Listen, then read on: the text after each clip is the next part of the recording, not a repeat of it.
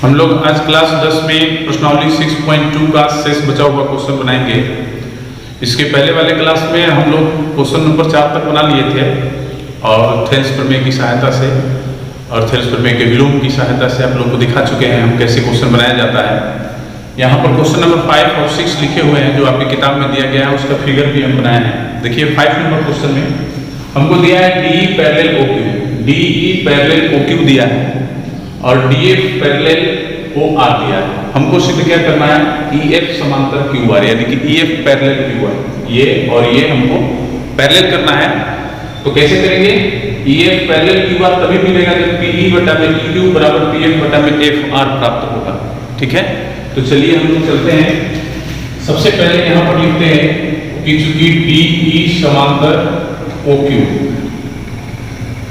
हो तो यहाँ पर देखिए DE समांतर OQ कौन से ट्रायंगल में है, ट्रायंगल POQ में। तो लिखेंगे ट्रायंगल POQ में, किससे, थेल्स प्रमेय से, थेल्स प्रमेय से।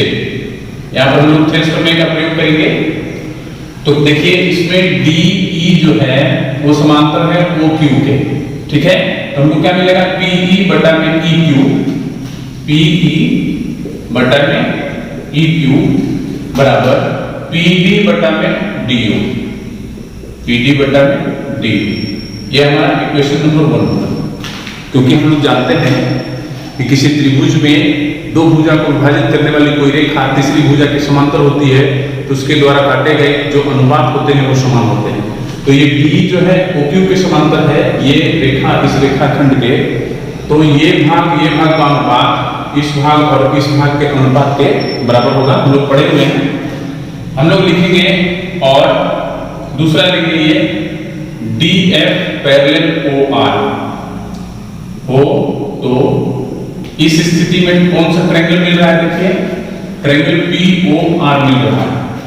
POR में थेल्स प्रमेय से हम लोग थेल्स प्रमेय का प्रयोग करेंगे, थेल्स प्रमेय से। ध्यान दीजिएगा क्या मिलेगा, PD बटा में DO, PD बटा में DO इक्वल टू क्या मिलेगा, ये देखिए ये रेखा और खंड इसके समांतर है तो यहां से दूरी और ये दूरी अनुपात, फिर इधर से PF और FR, PF बटा में FR, इसको हम लोग कर देंगे समीकरण नंबर 2। लिखेंगे 1 और 2 से। ध्यान दीजिएगा थोड़ा सा, 1 और 2 से। देखिए PD बटा में DO दोनों में कॉमन है, इसको छोड़ देंगे, इसको बराबर कर देंगे तो हमको क्या मिलेगा, PE बटा में EQ बराबर PF बटा में FR। ठीक है, अब हम लोग लिखेंगे कि ट्रायंगल PQR में क्या है, हमको मिला है वो लिख दीजिए, PE बटा में EQ बराबर PF बटा में FR। ध्यान दीजिएगा फिगर में PE बटा में EQ बराबर PF बटा में FR। ये देखिए EF से दोनों अनुपात कर रहा है, इधर भी और इधर भी। इसका मतलब क्या हुआ, थेल्स प्रमेय के विलोम से हम लोग क्या लिख सकते हैं, थेल्स प्रमेय के विलोम से। ध्यान दीजिएगा, थेल्स प्रमेय के विलोम से हम लोग क्या प्राप्त हो गया, EF पैरेलल QR। ठीक है, क्योंकि थेल्स प्रमेय के विलोम में हम लोग पढ़े हैं ना कि यदि किसी त्रिभुज के दो भुजा को विभाजित करने वाली रेखा द्वारा भुजाओं का अनुपात यदि बराबर हो तो जो भुजा काट रही है वो भुजा उस त्रिभुज की तीसरी भुजा के समांतर होती है। तो यहाँ पर देखिए वो हमको मिल गया, ये भुजा काट रही है इन दोनों को और यहाँ पर तीसरी भुजा QR है, तो देख लीजिए QR लिखा गया है। ठीक है, ठीक इसी तरह का क्वेश्चन ये भी है 6 नंबर क्वेश्चन। देखिए इसमें क्या क्या दिया गया है, AB पैरेलल PQ, देखिए AB पैरेलल PQ है, AC पैरेलल PR है। देखिए AC पैरेलल PR है, हमको BC पैरेलल QR दिखाना है, इसको इसके पैरेलल दिखाना है। ठीक है, तो चलिए हम लोग चलते हैं। सबसे पहले लिखते हैं कि AB पैरेलल PQ हो तो, अच्छा है इसको ऐसे भी लिख सकते हैं। देखिए AB पैरेलल PQ किसमें मिल रहा है, देखिए कौन सा ट्रायंगल है, POQ में। तो लिखिए ट्रायंगल POQ में A B parallel P Q, इसलिए थेल्स प्रमेय से ऐसे भी लिख सकते हैं हम लोग, थेल्स प्रमेय से। ठीक है, क्या लिखेंगे देखिए, ये इसके पैरेलल है तो ओ ए बटा में ए पी बराबर ओ बी बटा में ओ क्यू, ओ ए बटा में ए पी बराबर ओ बी बटा में बी क्यू। इसको हम लोग करेंगे समीकरण नंबर 1। और अब दूसरा ये पैरेलल देखिए, ए सी पैरेलल पी आर किस ट्रायंगल में, पी ओ आर में, तो लिखेंगे ट्रायंगल पी ओ आर में ए सी पैरेलल पी आर, इसलिए थेल्स प्रमेय से,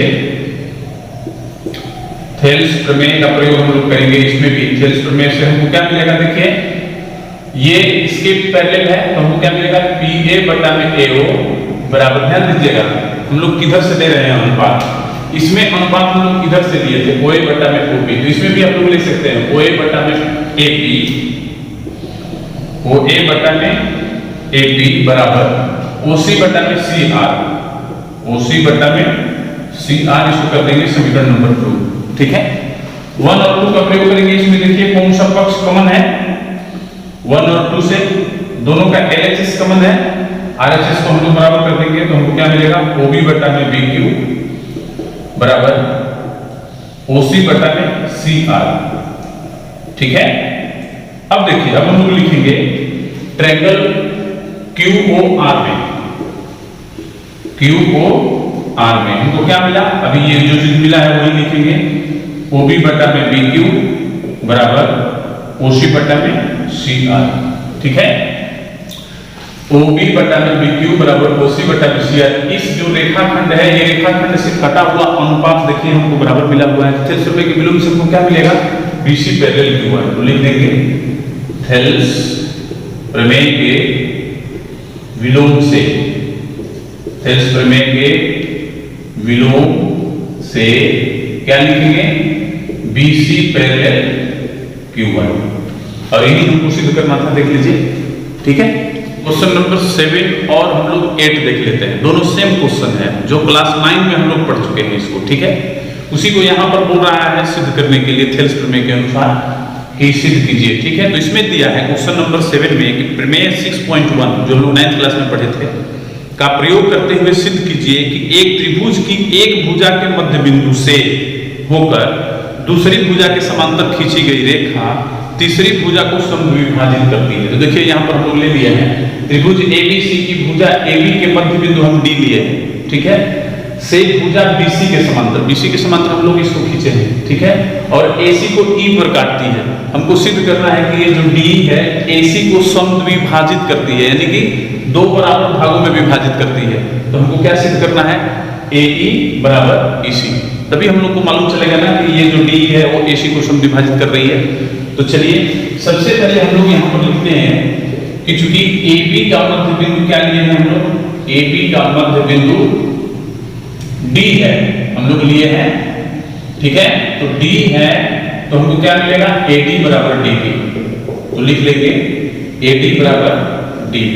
ठीक है, या हम लोग इसको ऐसे भी लिख सकते हैं AD बटा में DB इक्वल टू 1, बाइटर्स मल्टीप्लिकेशन कीजिएगा तो इतना हो जाएगा, इसको कर देंगे ऊपर। फिर हम लोग लिखेंगे कि ट्रायंगल ABC में हम लोग क्या लिखे हैं कि D से भुजा BC के समांतर, D से भुजा BC के समांतर कौन सी रेखा खींची गई है, खींची गई रेखा का नाम नहीं दिया है, D है। तो हम लोग यहाँ पर लिख सकते हैं कि DE समांतर, चाहे यहाँ पर लिखिए DE समांतर BC। तो थेल्स प्रमेय से हम लोग क्या लिखेंगे, थेल्स प्रमेय से, क्योंकि थेल्स प्रमेय से हमको मालूम है कि यदि किसी त्रिभुज में किसी दो भुजा को काटने वाली रेखाखंड यदि तीसरी भुजा के समांतर होती है तो इसका अनुपात बराबर इसका और इसका अनुपात होता है। ठीक है, तो चलिए लिख लेते हैं AD बटा में DB बराबर AE बटा में EC। ठीक है, और AD बटा में DB बराबर देखिए क्या दिया है 1, हम लोग यहाँ पर लिख देंगे। कहां से मिला, इसको भी हम लोग लिख देंगे यहाँ पर 1 से। ठीक है, फिर उसके बाद हम लोग बाइटर्स मल्टीप्लिकेशन कर लेंगे तो AE बराबर क्या मिल जाएगा, EC, और देखिए यही हमको सिद्ध करना है तो यहाँ पर हम लोग लिख भी सकते हैं, इसलिए रेखा DE तीसरी भुजा AC को समद्विभाजित करती है, AC को समद्विभाजित करती है। ठीक है, ये नहीं भी लिखेंगे तो कोई दिक्कत नहीं है, लेकिन लिख देते हैं समद्विभाजित करती है। ठीक है, यही सेम चीज है 8 नंबर क्वेश्चन भी। इसमें दोनों भुजा के मध्य बिंदु दिया गया है और हमको सिद्ध करना है कि DE समांतर BC, हमको ये सिद्ध करना है। तो सबसे पहले देखिए हम लोग यहाँ पर ले लिए हैं कि ABC की भुजाओं AB और AC का मध्य बिंदु D और E लिखे है ना, क्रमशः D और E को मिलाने वाली रेखा कौन है? DE है। तो बोल रहा है सिद्ध कीजिए कि उसके मध्य बिंदु को मिलाने वाली रेखा तीसरी भुजा के समांतर होती है, ये हमको सिद्ध करना है। तो लिखे हैं यहाँ पर D पैरेलल BC, हमको यही सिद्ध करना है। तो सबसे पहले हम लोग लिखेंगे AB का मध्य बिंदु, AB का मध्य बिंदु हमको क्या दिया है? D। ठीक है, तो हम लोग क्या लिखेंगे? AD बराबर DB। तो लिखेंगे AD बराबर DB, या इसको हम लोग ऐसे भी लिख सकते हैं AD बटा में DB बराबर 1। इसको कर देंगे क्वेश्चन नंबर 1। और अब AC का मध्य बिंदु लेंगे, AC का मध्य बिंदु E है, हम लोग मध्य बिंदु E लिए हैं, AC का मध्य बिंदु E है, इसलिए हम लोग क्या मिलेगा? AE बराबर EC। तो इसको हम लोग ऐसे भी लिख सकते हैं AE बटा में EC बराबर 1, समीकरण नंबर 2। ठीक है, 1 और 2 से दोनों से देखिए कि दोनों का RHS बराबर है, तो हम लोग LHS बराबर कर देंगे। तो यहाँ पर हम लोग लिखेंगे कि 1 और 2 से दोनों का LHS बराबर कर दीजिए, तो क्या मिल गया? AD बटा में DB बराबर AE बटा में EC। ठीक है, अब देखिए कि ट्रायंगल ABC में हमको AD बटा में DB और AE बटा में EC मिल गया, तो थेल्स प्रमेय के विलोम से क्या होगा? DE समांतर BC होगा। तो हम लोग लिख देंगे थेल्स प्रमेय के विलोम से क्या प्राप्त होगा हमको? DE समांतर BC, यानी कि DE पैरेलल BC, और यही हमको सिद्ध करना था। क्वेश्चन नंबर 9 और 10 देखते हैं, ये भी दोनों क्वेश्चन सेम है। ये क्वेश्चन का विलोम है 10 नंबर क्वेश्चन, तो चलिए इसको भी देख लेते हैं। इसमें दिया गया है कि एक समलंब चतुर्भुज, समलंब चतुर्भुज के मतलब आप लोग जानते हैं ना कि जिसमें एक भुजा का युग्म समांतर होता है, कि pair of one sides are parallel, यानी कि ये और ये पैरेलल हमको दिया गया है, इसमें हमको सिद्ध करना है ये। ठीक है, तो सबसे पहले इसमें एक रचना करनी पड़ेगी हमको। रचना क्या करेंगे? तो हम लोग बिंदु O से जाने वाली एक रेखा खींचेंगे, जो मान लेंगे किसी भी इन दोनों में से किसी भी रेखा के समांतर है। तो ये रचना हम लोग करेंगे, क्योंकि बिना किए हुए नहीं हो सकता है।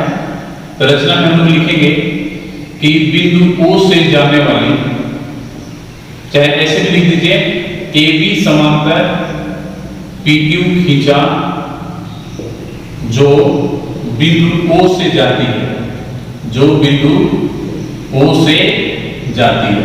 ठीक है, अब यहां पर हम लोग को क्या मिल गया? देखिए पहले से हमको मिला था AB पैरेलल BC, अब यहां पर हमको मिल गया AB पैरेलल PQ। तो अब यहां पर देखिए AB पैरेलल DC भी है और AB पैरेलल PQ भी है, इसका मतलब कि AB PQ और DC तीनों पैरेलल हो जाएगा। इसे जो हम लोग प्रमेय पढ़े हैं उसके हिसाब से, तो हम यहाँ पर लिखेंगे कि चूंकि AB पैरेलल DC, लेकिन फिर यहाँ पर हम लोग क्या लिख देंगे? इसको जो रचना में हम लोग लिए हैं AB पैरेलल PQ, इसलिए हम लोग लिख देंगे AB parallel DC parallel PQ, यानी कि तीनों रेखाएं आपस में पैरेलल हो गई।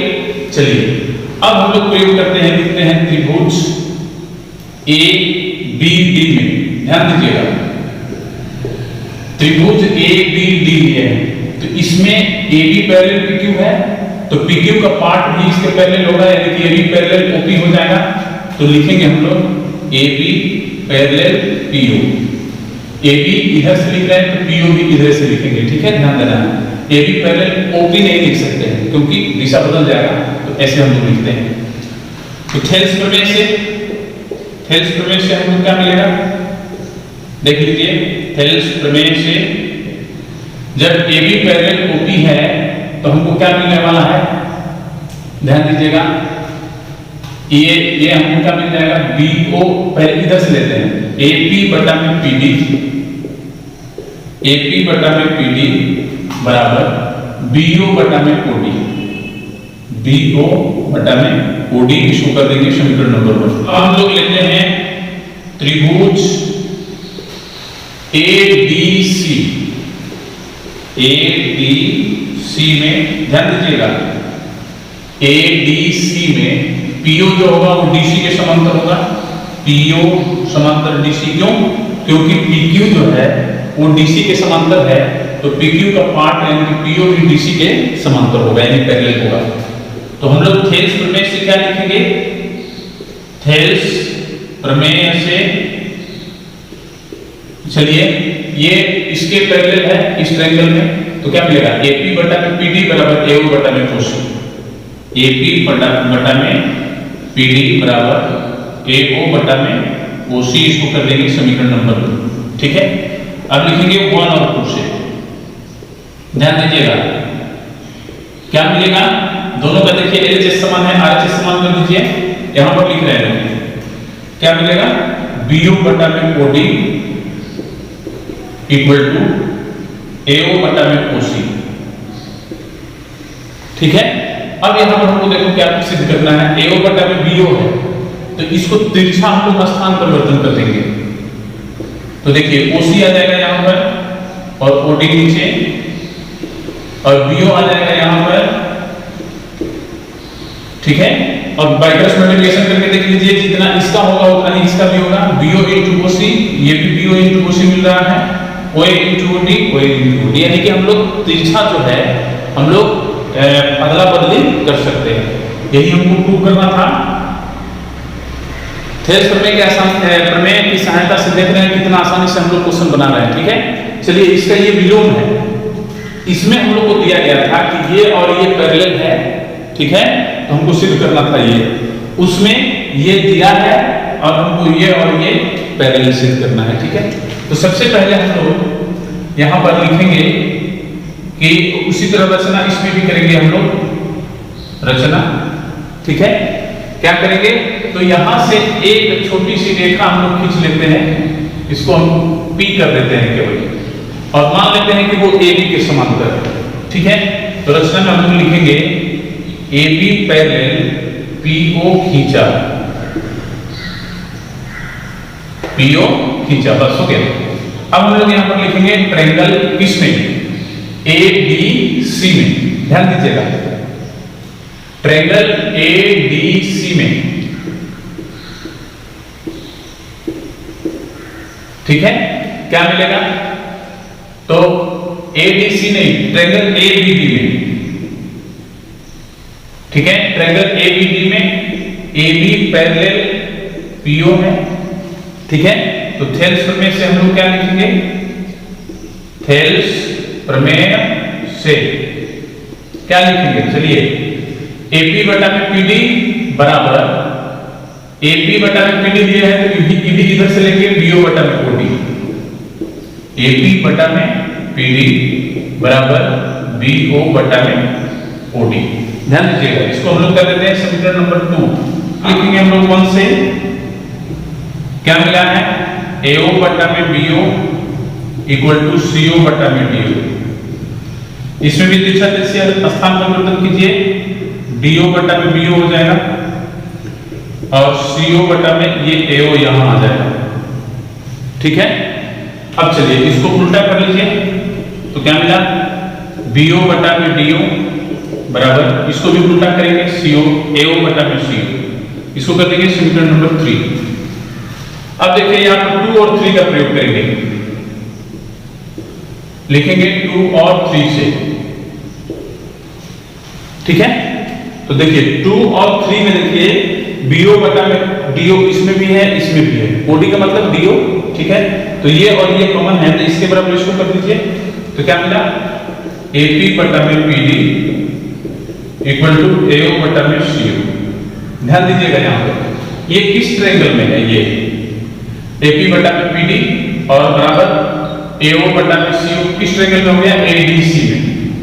तो लिखेंगे ट्रायंगल ABC में AP बटा में PD इक्वल टू AO बटा में CO। इसलिए थेल्स प्रमेय के विलोम से, थेल्स प्रमेय के विलोम से हमको क्या प्राप्त हो जाएगा, देख लीजिए, हमको प्राप्त हो जाएगा कि PO पैरेलल है DC के, तो PO पैरेलल DC हो जाएगा। ध्यान दीजिए यहां पर हम लोग AB पैरेलल OP खींचे थे और यहां पर हमको PO पैरेलल DC मिल गया, यानी कि ये जो है इसके भी पैरेलल है और ये इसके भी पैरेलल है। इसका मतलब कि ये और ये भी पैरेलल होगा, क्योंकि पीछे हम लोग प्रमेय पढ़े हैं ऐसा। तो हम लोग लिखेंगे, यहां पर लिख देंगे कि जो हमको मिला हुआ है रचना में, ये AB पैरेलल, ध्यान दीजिएगा PO, तो इसमें PO कोहेरेंट है, यानी कि DC और AB दोनों एक ही रेखा के पैरेलल है, एक ही रेखा के पैरेलल होगा तो ये दोनों रेखा भी पैरेलल होगा। तो इसलिए हम लोग लिख सकते हैं AB पैरेलल DC। और इस चतुर्भुज में AB पैरेलल हमको DC मिल गया, इसका मतलब कि ABCD एक समलंब चतुर्भुज है। तो हम यहां पर लिख देंगे, यहीं पर नीचे लिख देते हैं, इसलिए ABCD एक समलंब है, ठीक है, क्योंकि समलंब में एक रेखा का युग्म हमको पैरेलल मिलता है, वो हमको पैरेलल मिल चुका है, इसलिए ABCD एक समलंब हो जाएगा।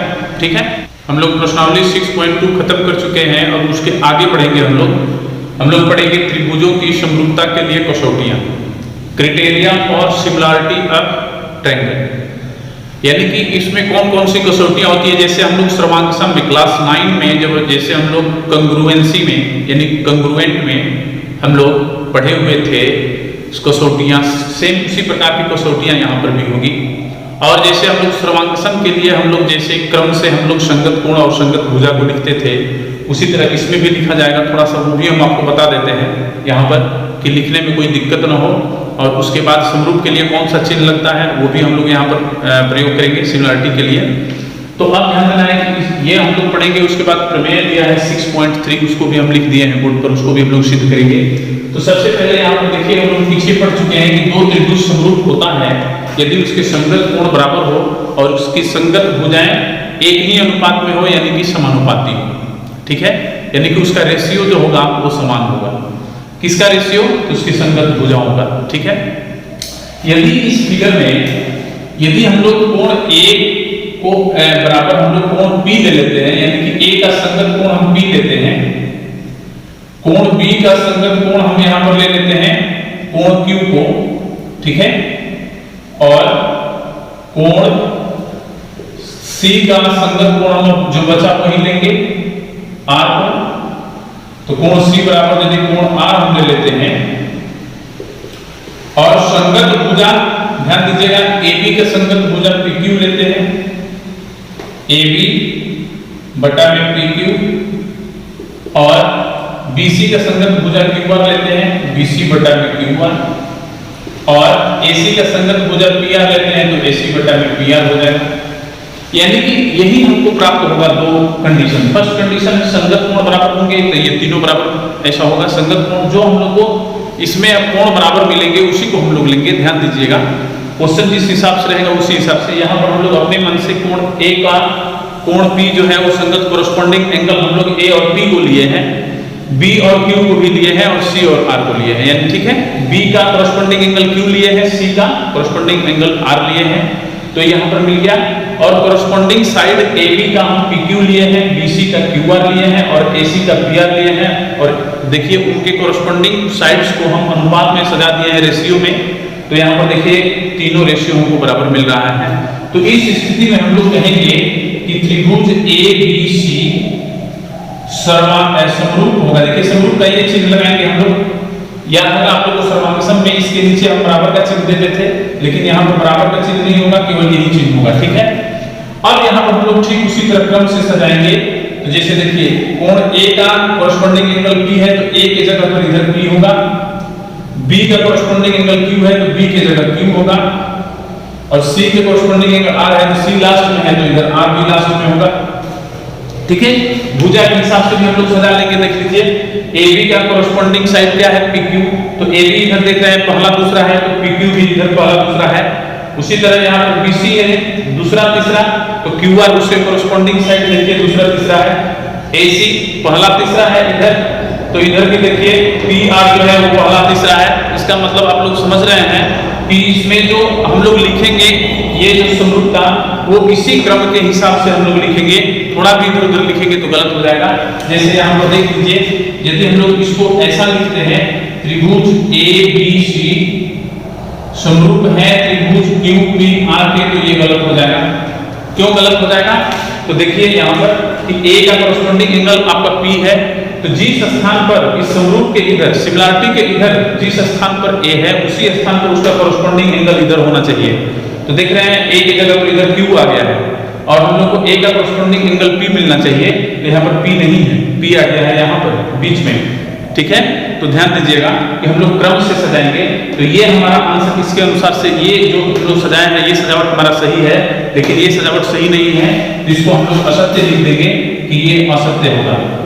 ठीक है, प्रमेय 6.3 देखते हैं हम लोग थ्योरम।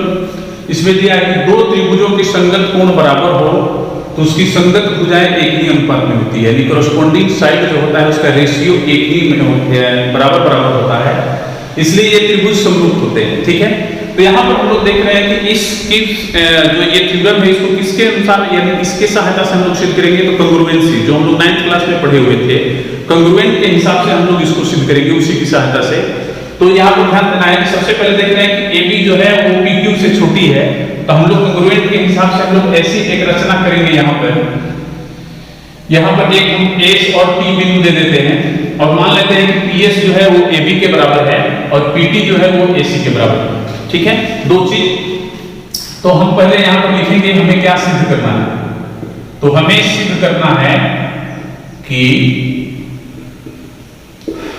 त्रिभुज ABC समरूप है त्रिभुज PQR के, ये हमको सिद्ध करना है। ठीक है, इसके लिए हम लोग कंस्ट्रक्शन करेंगे, रचना क्या करेंगे देखिए कि PS बराबर AB, ठीक है, और AC बराबर PT बराबर AC कर देते हैं, PT बराबर AC त्रिभुज PQR से काटा। ठीक है, त्रिभुज PQR से हम लोग PQ को P में से PS जो भाग है वो AB के बराबर हो गया और PT जो भाग है वो AC के बराबर हो गया। ठीक है, हम लोग देखते हैं प्रमाण। प्रमाण में हम लोग क्या देखेंगे, तो सबसे पहले दिया गया है कि दो त्रिभुजों के संगत कोण बराबर हो, तो संगत कोण बराबर कर लीजिए पहले। तो लिखेंगे प्रमाण में दिया गया है क्या दिया गया है, कोण A बराबर कोण P, कोण B बराबर कोण Q और कोण C बराबर कोण R, ये हमको दिया गया है। ठीक है, अब हम लोग यहां पर लिखेंगे कि चूंकि AB बराबर PS लिखिए पहले, कौन कौन सा ट्रायंगल पहले लिख देते हैं, ट्रायंगल ABC और PST में, ट्रायंगल ABC और ट्रायंगल PST में। चलिए, समान समता की सहायता से हम लोग को सिद्ध करना है, कंग्रुएंसी की सहायता से। ध्यान दीजिएगा, ये रचना के हिसाब से हम लोग लिखते हैं AB बराबर PS, यहां पर लिख देंगे रचना से। यहां पर ध्यान दीजिएगा कि ये PS बराबर AB भी हम यहां पर लिख सकते थे, लेकिन हम पहले AB बाद में PS क्यों लिखे, क्योंकि ऊपर देखिए ट्रायंगल जो है हमारा ये दोनों, इसमें AB है तो इसके नीचे हम AB लिखेंगे और इसमें PS है तो उसके साइड में PS हो जाएगा, ये ध्यान रखना है आप लोगों को। चलिए, दूसरा हम इसको लिखेंगे AC बराबर PT, इसको भी उसी के हिसाब से हम लोग उल्टा किए हैं। ध्यान दीजिएगा, अभी जो ऊपर हम बताएं, इस त्रिभुज में यानी कि इस त्रिभुज ABC में AB और AC लिए हैं, तो AB और AC से कौन सा कोण बन रहा है, A, उस त्रिभुज में पीएस और पीटी लिए हैं, पीएस और पीटी से कौन सा कोण बन रहा है, पी, ठीक है। तो कोण ए बराबर पी हमको दिया गया है और कोण ए बराबर कोण पी, ठीक है। यहां पर हम लोग लिख सकते हैं कि दिया गया है टू द गिवन, ठीक है। अब यहां पर ध्यान दीजिए कि हम लोग ये कौन सा क्राइटेरिया है, कसौटी है सर्वांग समता का, भुजा कोण भुजा, ठीक है। तो हम लोग लिख देंगे इसलिए एस सर्वांग समता से, सर्वांग समता से क्या मिलेगा हमको, त्रिभुज ए बी सी सर्वांग सम होगा त्रिभुज किसके, पीएसटी के। उसके बाद हम लोग मिला भी लेंगे इसके हिसाब से कि सही है कि नहीं। तो ए बी देखिए पहला दूसरा है, तो पीएस इधर पहला दूसरा है, एसी पहला तीसरा है, पीटी पहला तीसरा है, ठीक है। एंगल ए इधर शुरू में है तो एंगल बी भी इधर शुरू में है, समान हम लोग क्रम से मिलाए हुए हैं। यहाँ पर यही क्रम का ख्याल समरूपता में भी करना है, ध्यान रखिएगा। अभी यहाँ पर भी आपको बता चुके हैं। चलिए, तो जब ये सर्वांगसम हो गया तो हम लोग जानते हैं कि दो त्रिभुज जब सर्वांगसम हो जाता है तो इसकी संगत भुजाएं और संगत कोण दोनों समान होते हैं, ठीक है। तो संगत कोण हम ले लेते हैं, तो संगत कोण यदि हम लेंगे तो बी को यदि ले रहे हैं कोण बी, तो इस ट्रायंगल में बी की जगह देखिए एस है तो कोण एस मिलेगा, ध्यान दीजिएगा। कोण बी बराबर कोण एस मिल गया और कोण सी बराबर कोण टी मिलेगा। लेकिन हमको क्वेश्चन में क्या दिया गया है, देखिए ऊपर हमको क्वेश्चन में b बराबर क्यू दिया गया है, एंगल b बराबर एंगल q और एंगल c बराबर क्या दिया गया है, एंगल r। तो देखिए इससे b कॉमन हो रहा है, s बराबर q मिल जाएगा, इससे c कॉमन हो रहा है तो t बराबर r मिल जाएगा। तो लिख देंगे इसलिए कोण s बराबर कोण q और कोण t बराबर कोण r, कोण T बराबर कोण R। अब देखिए इस फिगर में S और Q बराबर मिल गया हमको, ठीक है। T और R भी हमको बराबर मिल गया। तो ये कब बराबर मिलता है, ये कौन सा एंगल है, कोरस्पॉन्डिंग एंगल है, संगत कोण। कब, जब ये बराबर कब मिलता है, जब ये और ये दोनों समांतर होती है और ये ट्रांसवर्सल लाइन होता है। तो ये मान लेते हैं कि ये ट्रांसवर्सल लाइन है ये और ये दोनों रेखा है सीधी, और दोनों कोण यदि ये बराबर मिल गया इसका मतलब कि दोनों पैरेलल हैं। तो इस स्थिति में हम लोग क्या लिखेंगे, ये ध्यान दीजिएगा। अब हम लोग लिखेंगे कि ट्रायंगल पी क्यू आर में कोण एस बराबर कोण क्यू और कोण टी बराबर कोण आर, ठीक है। तो लिख देंगे इसलिए एस टी पैरेलल Q1। अब यहां पर हम लोग थेल्स प्रमेय का प्रयोग करेंगे। ये और ये पैरेलल मिल गया तो हमको क्या मिलेगा, थेल्स प्रमेय से, ध्यान दीजिएगा थोड़ा सा, थेल्स प्रमेय का प्रयोग करेंगे। तो थेल्स प्रमेय से क्या लिखेंगे, पीएस बटा में एस क्यू, पीएस बटा में एस क्यू बराबर पीटी बटा में टी आर, ठीक है, मिल जाएगा।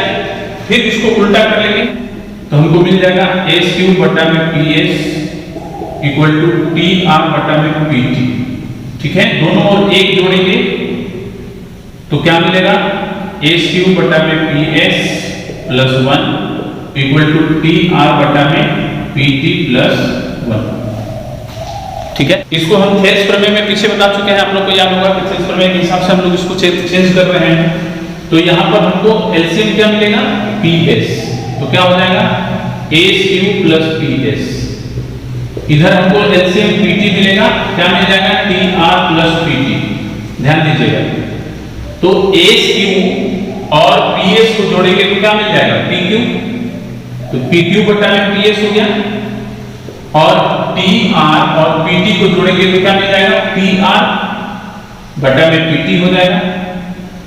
फिर इसको हम लोग उल्टा करेंगे तो चलिए उल्टा कीजिए, पीएस बटा में पीक्यू, पीएस बटा में पीक्यू बराबर, इसको उल्टा कीजिए पीटी बटा में पीआर, पीटी बटा में पीआर। अब यहां पर देखिए रचना से हम लोग पीएस बराबर क्या लिए थे, एबी, पीएस का मान यहां पे रख दीजिए, एबी बटा में पीक्यू बराबर पीटी के जगह पर एसी रख दीजिए यहां पर, AC बटा में PR। इसको कर देंगे समीकरण नंबर, इसमें हम लोग समीकरण कोई नहीं दिए थे तो समीकरण इसको 1 कर दीजिए, ठीक है। अब ध्यान दीजिए कि ये अनुपात AB बटा में PQ मिल गया और AC बटा में PR मिल गया, ठीक है। कब? जब हम लोग QR के समांतर ST खींचे थे तो। अब इसी त्रिभुज में इसी प्रकार हम लोग जब इसके समांतर एक रेखा ऐसे खींच देंगे, ठीक है, तो हमको मिल जाएगा AB बटा में PQ बराबर BC बटा में QR मिल जाएगा, ठीक इसी तरह, ठीक है। तो हम लोग अब वो काम नहीं करेंगे, बहुत बड़ा प्रमेय हो जाता है, इसलिए हम लोग यहाँ पर शॉर्टकट में हम लोग लिखेंगे कि इसी प्रकार क्या लिख देंगे, AB बटा में PQ बराबर AC बटा में PR। ध्यान दीजिएगा, दूसरा AC बटा में PR नहीं, BC बटा में QR, BC बटा में QR मिल जाएगा हमको। यानी कि इस भुजा और इस भुजा का अनुपात भी हमको AB बटा में PQ बराबर प्राप्त होगा। कब? जब हम लोग ये ST जो है वो ST ऐसे खींच देंगे, यानी कि PR के समांतर खींचेंगे, तब मिलेगा। आप लोग खींच कर देख भी सकते हैं, ऐसे ही आप लोग बना लीजिएगा, आराम से बन जाएगा, रफ वर्क करके देख सकते हैं आप लोग। अब यहाँ पर 1 और 2 का प्रयोग करेंगे हम लोग, 1 और 2 से। देखिए यहाँ पर AB बटा में PQ है और यहाँ पर AB बटा में PQ बराबर BC बटा में QR है। ये दोनों और ये दोनों में से 3 हुआ, एक कॉमन है दोनों में, AB बटा में PQ और AC बटा में PR, BC बटा में QR तो है ही, AB बटा में PQ, यानी कि तीनों बराबर हो जाएगा। तो क्या लिखेंगे, AB बटा में PQ बराबर BC बटा में QR बराबर AC बटा में PR। हमारे पढ़ने में यही ना दिया था कि उनकी संगत भुजाएं एक ही अनुपात में होती है। तो देखिए संगत भुजा एक ही अनुपात में हो गया, AB की संगत भुजा PQ उसके नीचे है, AC की संगत भुजा PR उसके नीचे है, BC की संगत भुजा QR नीचे है। तो यहाँ पर हम लोग लिख सकते हैं, इसलिए त्रिभुज ABC समरूप है त्रिभुज PQR के, ठीक है।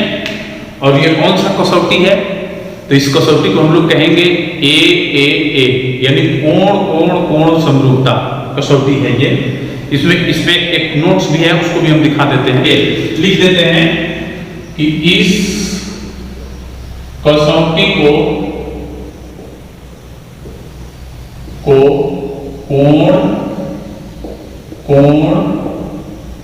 कोण समरूपता, या इसको इंग्लिश में हम लिख देंगे एंगल सिमिलैरिटी,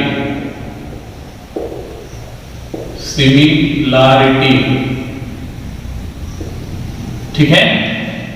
ये जो कसौटी है, क्यों इसको कोण कहेंगे, क्योंकि देखिए हमको दिया गया था संगत कोण बराबर था, तो इसलिए कोण समरूपता होगा। इसकी सहायता से और सर्वानुसंता की सहायता से इस प्रमेय को सिद्ध किए हुए हैं। तो इस कसौटी को समरूपता कहा जाता है, ठीक है।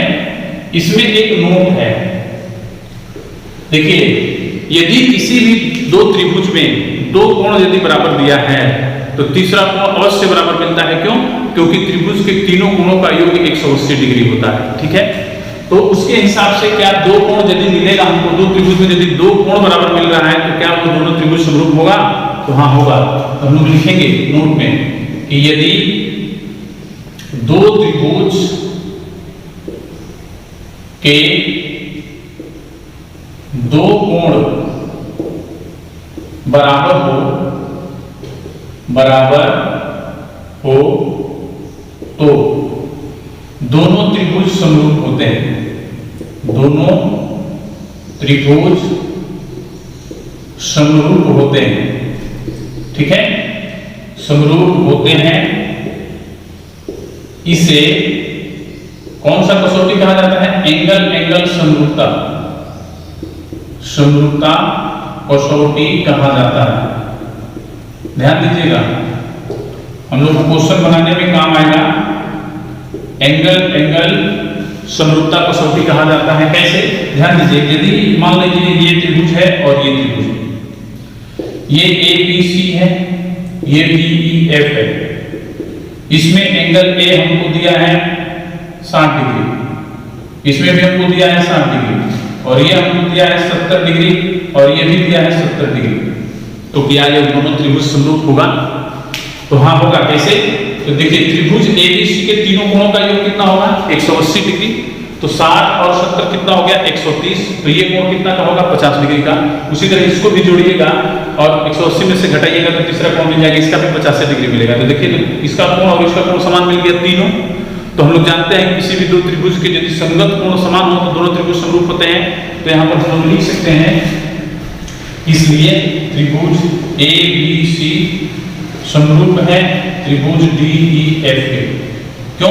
क्योंकि a बराबर d था तो देखिए a की जगह पर d है, b बराबर e था तो b की जगह पर e है, c बराबर f मिलेगा तो c की जगह पर हम f लिखते हैं। तो इस स्थिति में हम लोग को ये दोनों त्रिभुज समरूप मिलेगा, यानी सिमिलर मिलेंगे। और ध्यान दीजिएगा कि ये प्रमेय 6.3 था। आज की क्लास में हम लोग यहीं तक पढ़ेंगे। अगले क्लास में हम लोग 6.4 और 6.5 थ्योरम भी हमको पढ़ना है। उसके बाद हम लोग एक्सरसाइज बनाएंगे। आज के लिए इतना ही, धन्यवाद।